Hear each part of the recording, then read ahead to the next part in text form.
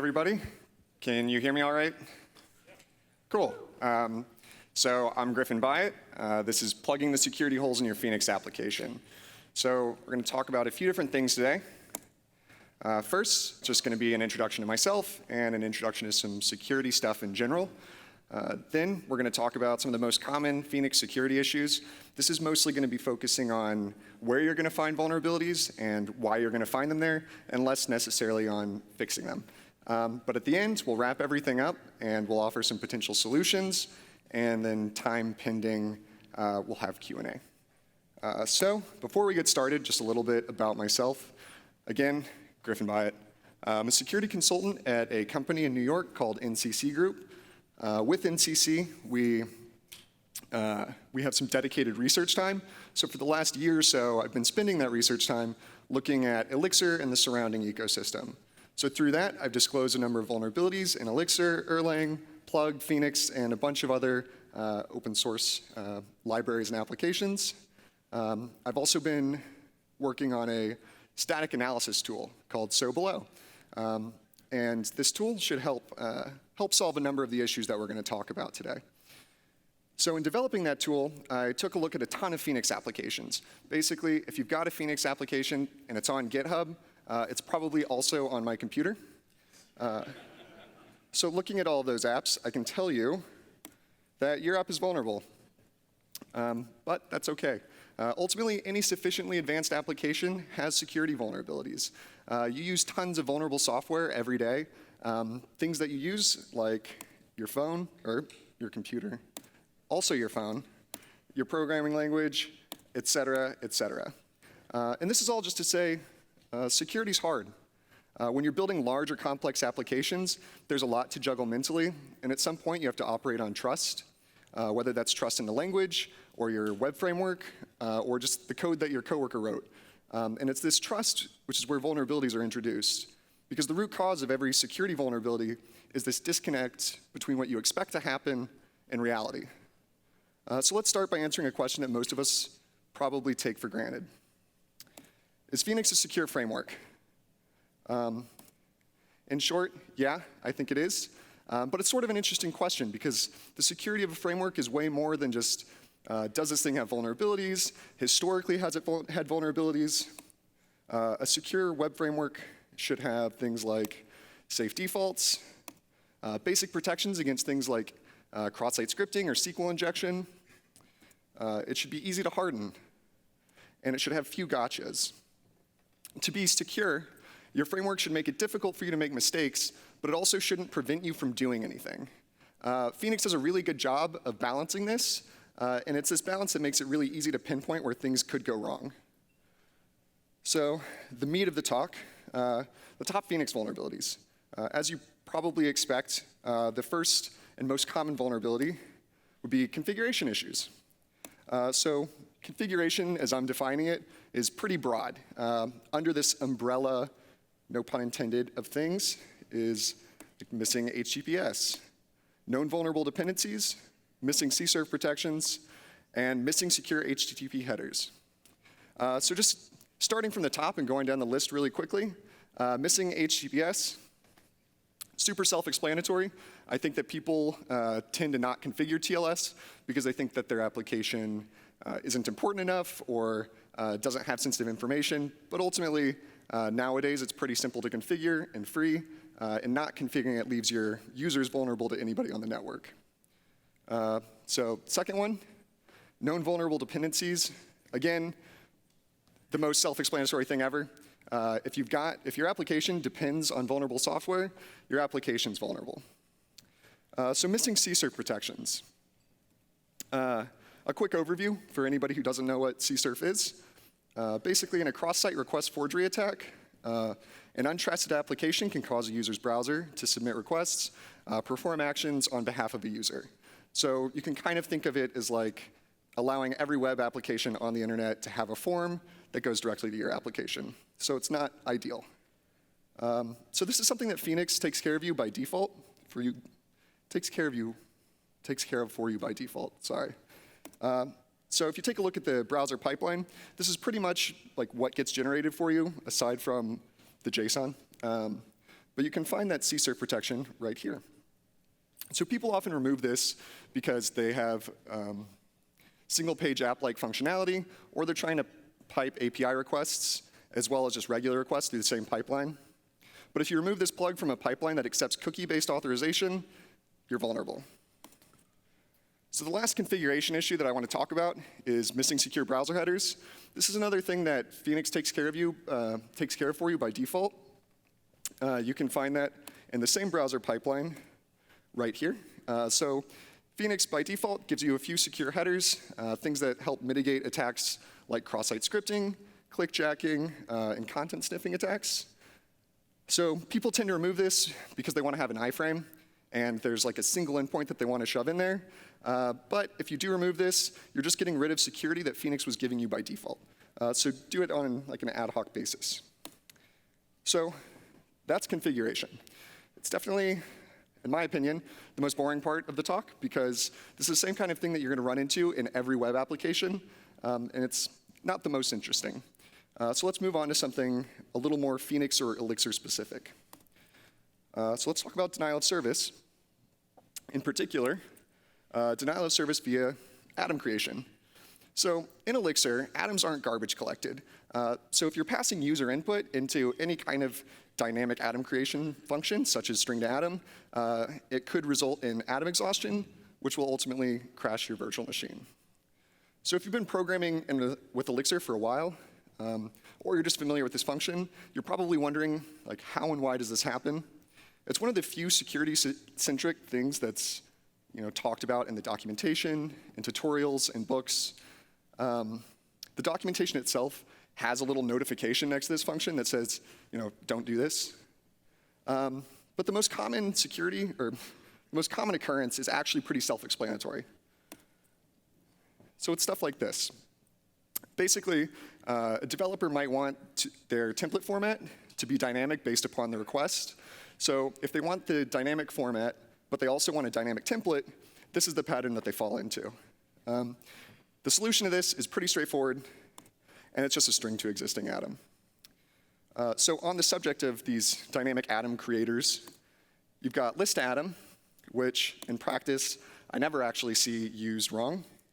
Then you've got atom interpolation, which I see occasionally, and some list shorthand.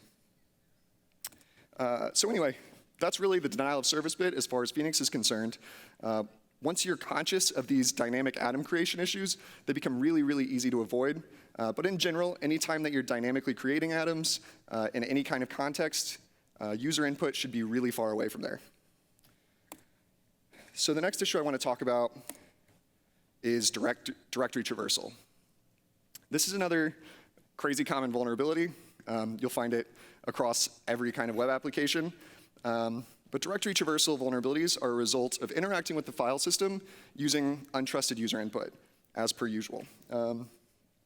This type of vulnerability can result in file disclosure, code execution, denial of service, basically anything that you can think of. This is actually a vulnerability that I've noticed more in Phoenix than I do in applications with other web frameworks, presumably because Phoenix and Plug make file handling so accessible. The good news, though, is that the upload plug, as well as Phoenix, do tend to steer users in the right direction on the upload side of things. So let's just take a quick look at that. So you've got this pretty simple upload function here. And along with that is this upload struct, which is supplying a path variable. So the path variable is then used as the source for the copy function, and that is ultimately copied to the destination with a random file name. So this is secure. It's fairly common knowledge that you shouldn't accept user input as a write-to location, and generally with the help of Phoenix and Plug, users aren't making mistakes here. The problems really tend to arise on the display side of things. So this is a pattern that I see all the time. Basically, you've got this image URL that's getting passed in the parameters, and it's getting sent straight to this send file function. This endpoint is specifically created for fetching and displaying images. So the developer tends not to think of this image URL as something that's unsafe input because typically the end users aren't actually directly interacting with it. It's just some kind of image generation. But if you're passing an image URL like this, you could reveal your secret key base, which would allow an attacker to forge sessions. They could read SSH keys, database credentials, and stuff like that. And so it's definitely not a good situation. The situation is actually made worse because of Elixir's null byte problem. And this is something that's inherited from Erlang. So for those who don't know, null bytes are just a 0 byte, and they act as string terminators in a bunch of different languages, including C, which is what the Erlang virtual machine is written in.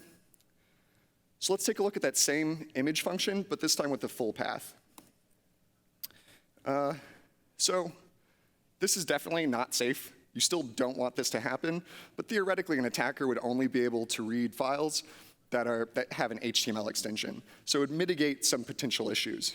However, historically, if an attacker drops a null byte at the end of their input, they can terminate the string early, ignoring the extension. Again, this would allow an attacker to read any file on the server. Also, there's an error to the HTML. So a common proof of concept here is reading etc password. So this null byte here at the end, what have I done? Yeah. There we go. So this null byte here at the end would allow an attacker to bypass the HTML extension, and again, they could read any file on the server. So probably recognizing a pattern there. So this was actually such a problem that this send file function will now throw an error on null bytes. So you don't have to worry about it as much there, but you will still have to be concerned about it in typical file reads. Another issue is that Elixir, I guess, and Erlang's file handling functions, they don't null terminate with consistency. So you've got functions in the path module are not null terminated, while functions in the file module are null terminated. So you come into situations like this. Consider this input file.html nullbyte.jpg. Path.xname will return an extension of .jpg, but the file that's read is file HTML. So this kind of issue is spiritually similar to an issue I found in plug static, where requests like this one resulted in cross-site scripting. It's also resulted in some potential denial of service vulnerabilities in both Erlang and Elixir. And I was initially going to walk through some of those, but it got really boring and took a really long time. So if you're interested, feel free to talk to me after the talk online. Always happy to talk about security. Anyway, the good news here is that the Erlang team is actually working on an update to file handling, which will disallow null bytes altogether.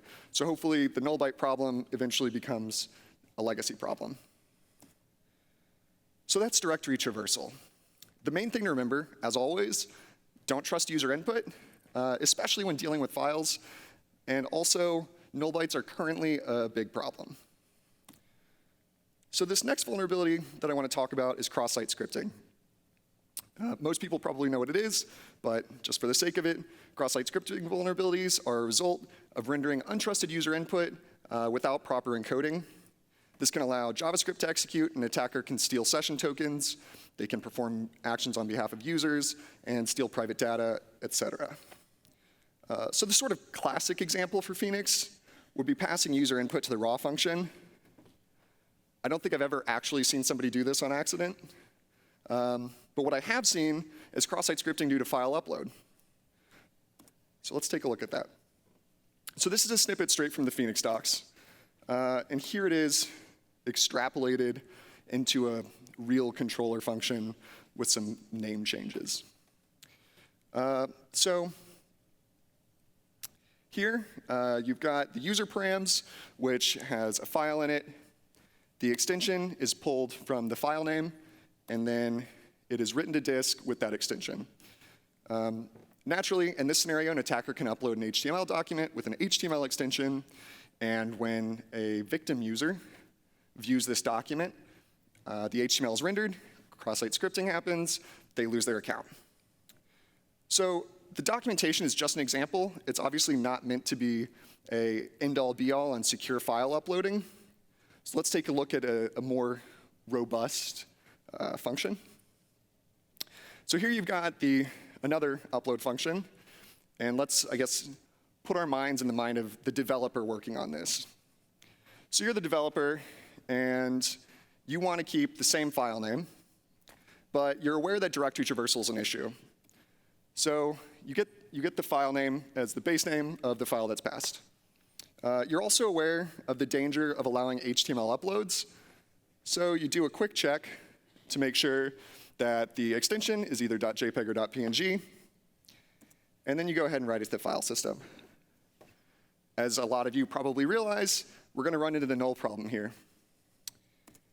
If an attacker uploads evil.html nullbyte.jpg, the base name is going to be the same because paths are not null terminated. Then the extension is .jpeg because path names are not null terminated, and it's going to pass this extension check. And then evil.html gets written since file functions are null terminated. So again, when a victim views this upload, it's going to be HTML, it's going to have JavaScript in it, and they're going to lose their account. So this is the final cross-site scripting bit I want to talk about. It's, I guess, kind of a more interesting one. But basically, this upload struct here surfaces a content type value. So a lot of the time, a developer will take that value because they're not going to serve the file with an extension and everything. So they take this content type on the upload side of things, save it, and then use it to set the type of the response. So the problem here is that the content type is user controlled. So even if the uploaded file is properly validated, an attacker can still upload an image with HTML and JavaScript embedded. Then if the content type is set to text HTML, which they have control of, the HTML in the photo will render and JavaScript will execute. So that's it for cross-site scripting. Phoenix does a really good job of preventing cross-site scripting, and the mechanisms for allowing it are very explicit. So we don't really see people making too many mistakes outside of this file upload situation. So that's your main concern with cross-site scripting in Phoenix. All right, so code execution. One of the very few gotcha functions that you're going to run into when you're programming Elixir or Erlang is binary to term. Binary to term is a function for deserializing Erlang terms from binaries. The name is pretty good. So if user input is accepted here, it's pretty much always going to be a problem. It can deserialize atoms, which gives it similar threat properties to other dynamic atom creators, like string to atom. So you can exhaust your atom table and crash your virtual machine. But it can additionally deserialize functions, which can cause code execution. So if you're familiar with the function, you might be aware of the safe flag. Hopefully, you are also aware that it's not safe. This safe flag will still deserialize functions. And a common misconception is that a deserialized function can only be executed if you explicitly call it. However, functions are enumerable, and feeding them to an enum function in a specific format will cause the function to be executed. So let's walk through an example. So say you're an attacker. You can take this weird-looking function capture here. You can serialize it, and then if you find some endpoint that's going to take your serialized function, deserialize it, and then enumerate it, then you've just executed code on their server. The key takeaway with this function is that unless you know exactly what you're doing or you have a really good reason to be using it, you should probably stay away from binary to term. All right, let's talk about SQL. And it says SQL injection, but that's not the only kind of SQL we're going to talk about. So this is a spot where Phoenix does a particularly good job of not letting you shoot yourself in the foot. I haven't run into many in-the-wild practical SQL vulnerabilities, but there are a couple of issues that can arise. So first, SQL injection. Most people are aware of injection, and they have some idea of how it occurs. Pretty much, you're accepting user input and interpolating it directly into your query. This can cause a number of issues, including an attacker being able to update or extract arbitrary data, or most often get some kind of code execution.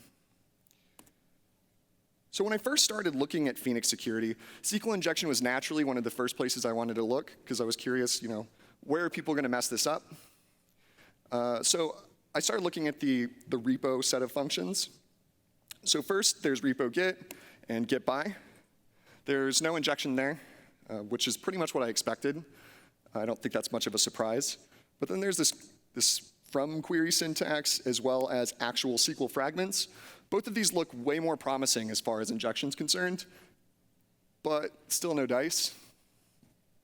When I first looked, the only way to actually get SQL injection or to introduce it into your application was to use this really long function, which is ecto adapter SQL query. You had to pass unsafe input directly into the query instead of using this safe parameter thing. And you had to explicitly not use the safe way to get injection. So basically, really hard to introduce. However, there's a newer syntax, which is just a repo query, which can take input directly, which makes it slightly easier. But I think I've seen maybe one of those in practice. The key takeaway for SQL injection is just, it used to be really, really, really hard to introduce in your application. Now it's still mostly really hard, but it can happen. OK, so that's it for injection. So let's talk about nil comparisons. This is a lesser known but still classic database vulnerability. The typical example, I'll walk you through real quick. So say you've got a password reset endpoint. Users can post a token, then the application takes that token, fetches a user from the database. Whatever user is returned, you can reset their password. So it's a pretty standard setup. And it's also a place that attackers will often look for vulnerabilities because kind of the keys of the kingdom. If you get that token, then you can reset the password. So here's where the nil comparison comes into play. Basically, an attacker submits a nil value. The application then fetches a user with a nil token, which would be a user that hasn't yet initiated a password reset request. That user's returned, and then you're updating the password for just arbitrary users. So I took a look at this in Phoenix because it's a really common vulnerability throughout web applications. And I wanted to see how it happened here. So I was first looking at this query syntax, because it's like, obviously, at least here. I was really surprised, and I guess pleasantly surprised, to find that nil comparisons are strictly disallowed. So if you want that kind of functionality, you have to explicitly use the isNil function. So pretty safe stuff. That being said, if you're using fragments, then you lose that safety, and you can't have the nil comparison issue. Again, not something I really see very often. And those are the typical SQL vulnerabilities. In general, I guess, be aware of what, in general, you're not going to run into SQL vulnerabilities when you're developing a Phoenix application. Phoenix does a really good job of preventing it. But do be aware of what guarantees that you're gaining or losing as you're getting closer to the SQL metal. All right, let's talk about sessions.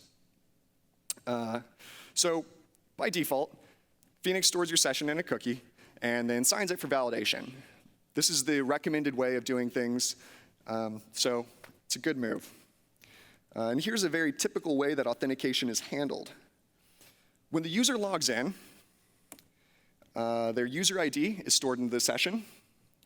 And then on every subsequent request, a plug is called. And that plug will fetch the user ID from the session. And then it gets that user and marks them as like the current user. So this is an incredibly common pattern. It's something I see all the time. And there are a couple problems with it. First, this session token's never going to expire. The user's found by a static user ID that's stored in the session cookie. So if the cookie is ever compromised, then the attacker will have account access indefinitely. The most common scenario would likely be an attacker compromises an account by some other means, like password reuse or something like that. Then they copy the session, and then they start making requests. At that point, the only way to prevent an attacker from accessing the account is to update the secret key base value, which would invalidate all sessions for all users across the entire application. So not ideal. The other issue is a defense in depth issue. You always want to build your application like a security incident is going to occur. And you want to minimize the potential damage that's going to happen there.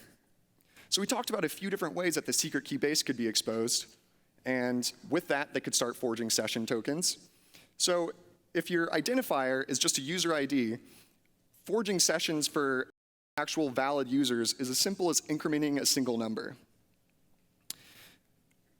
On the other hand, if you're using a random session identifier, cookies will be harder to forge and will likely require database compromise as well. So that would be a random secure session identifier would be a secure way to do that.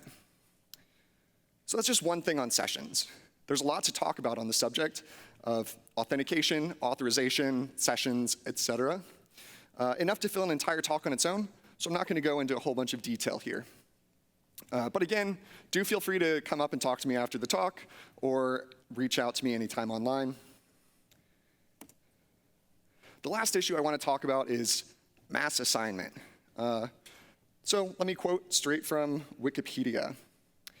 Mass assignment is a computer vulnerability where an active record pattern in a web application is abused to modify data items that the user should not normally be allowed to access, such as password, granted permissions, or administrator status. So that's a complicated way of saying that a user can update values that they shouldn't. The first thing to note is that Phoenix can't actually have mass assignment vulnerabilities because it doesn't follow an active record pattern and there's no ORM. But the result is pretty much the same. So I will show you what I mean. So I generated this with the typical Phoenix docs context thing. So this is a user in an accounts context, just to make it more familiar. So this just calls the accounts create user on all of the params that you've provided. Then that create user function is just a wrapper for change set, which is itself pretty straightforwardly casting params and doing a tiny amount of validation. So this is all pretty straightforward and typical. I submit a username and a name, then a user gets created with those values. The problem arises when a few weeks down the road, I realize that I need admin users. So I just add the admin field to the change set. Of course, I don't want to put it on the form because I'm the only one that is ever going to update this, and I only want to do it from the command line. So it's never going to be a form field. I'm sure that most of you are aware that this is not going to be secure. Just because it's not a part of a form doesn't mean that a user can't submit it. So if an attacker just adds the admin parameter to their request params, then they can arbitrarily create admin users. This is a pretty basic example, but stuff like this happens all the time. Particularly when working on large applications with large teams, where not every member of the team is going to be intimately aware with what endpoints are reaching which change sets. As the ecosystem matures and more companies adopt Elixir and adopt Phoenix, I do imagine that this is going to be the most common source of severe vulnerabilities. So those are the vulnerabilities I want to talk about today. It might be a lot to take in, or it might not be anything to take in. But the good news is that a lot of this is really easy to detect in an automated fashion. So as I mentioned earlier, I've been working on a static analysis tool, which is called Sobelow. This can detect most types of these vulnerabilities. And additionally, I am working on a few ways to detect this final vulnerability. So nothing in production yet, but possibly soon. Just a little bit about it. It's called Sobelow. It's a weird occult reference. You can find it on GitHub. It's just at nccgroup/Sobelow. You can install it very simply with mix archive install hex Sobelow. And I'll just run through some quick demonstrations. So the easiest way after installing is just in the root of your project. Let's see. Oh no, I've ruined it. There it is. I hope that you can kind of see that. You don't need to see anything in particular, but the general idea is you just run mix Sobelow. It'll print out some red, yellow, and green findings that corresponds to confidence level that it's a vulnerability. It prints out some nice things like variables, what line you're going to find it at, and stuff like that. If you want it to be more specific, there's a -v verbose option, which will also print out your code, with the highlighted part being the vulnerable part. Pretty self-explanatory. And if you hate all of that, then you've got the compact option, which is just going to print out a single line, which we should see. Yeah, so 1 line per finding. And that's all I've got. So thank you for listening, I guess. If you like security and you like scary movies, follow me on Twitter at Griffin Byatt. I'm Griffin MB pretty much everywhere else. So yeah, if there are any questions, I'd be happy to take them. I think I've got a lot of time left. Let's give him a quick round of applause.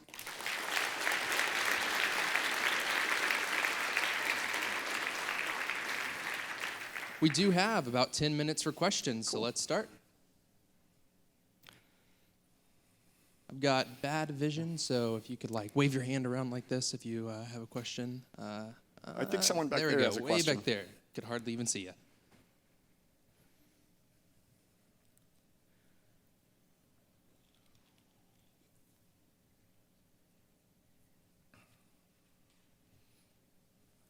These tables, I tell you. So any thoughts about running Phoenix Cowboy directly on the internet? Anything that people could use to attack you sort of at the network level? So I haven't really been looking at the networking too much, but just in general, there's the standard best practices of locking down your open ports and stuff like that. And when you're doing that, if you only have port 443 open, there's not going to be anything that I've looked at, I guess. All right, more questions? Awesome. So one thing that we have been hearing about a lot during this conference is that we should be using more OTP things, so gen servers and whatnot, instead of always going down to databases. Are you aware of any particular things that we need to be watchful on that end? So, first, no. Second, I guess I'm sort of glad you asked that, because that's something I'm going to be focusing on next is kind of the general constructs. So I've started looking at some of the OTP general libraries, like HTTP libraries in particular. So I suspect I'll have some best practices coming up, but not yet.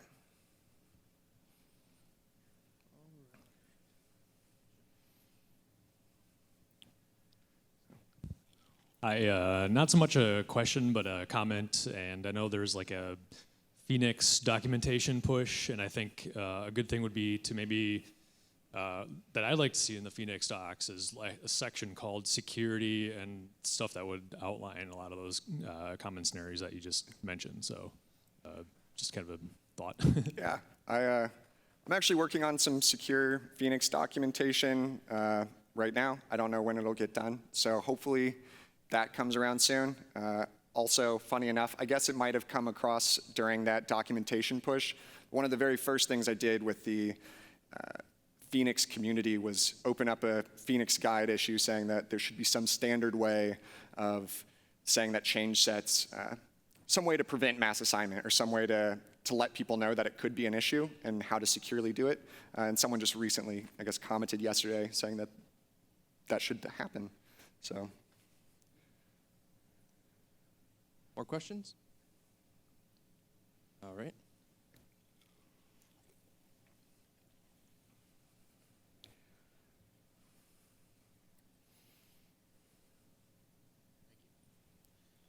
So I was taking just kind of a cursory glance through some of the string contains checks for null characters, and it looks like doing in a contains null does not come back true if the only null terminator is at the end of a string.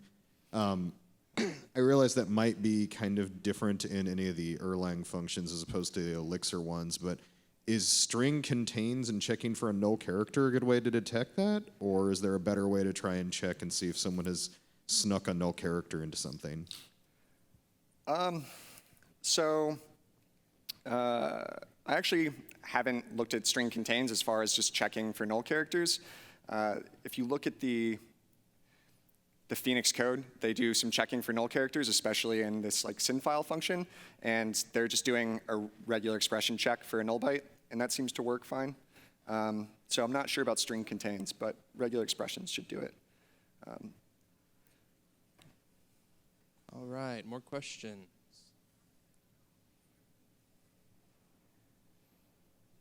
All right.